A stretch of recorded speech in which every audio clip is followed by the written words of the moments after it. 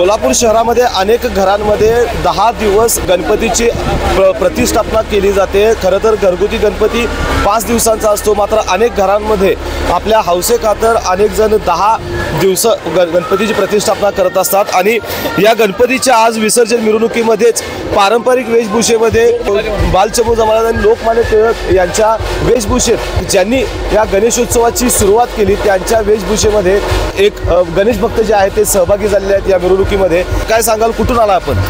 उमाडोके श्रीकृष्ण मित्र मंडळ। आमच्या मंडळाला कोणत्याही प्रकारची परवानगी किंवा हे नाही। 89ची सुरुवात आहे 36 वर्षापूर्वीची।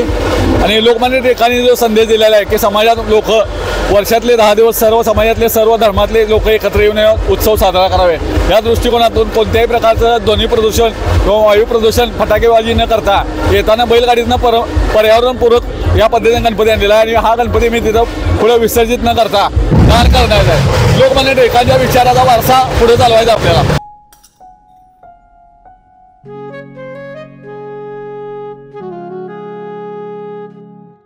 बाबा, आज येताना बासुंदी घेऊन या ना। अगं, कालच आपण आईचा वाढदिवस होता म्हणून आणली होती ना। ऐकलं, गोकुळची बासुंदी पुन्हा खावीशी वाटतेय। खरं सांगू, मलाही खावीशी वाटतेय।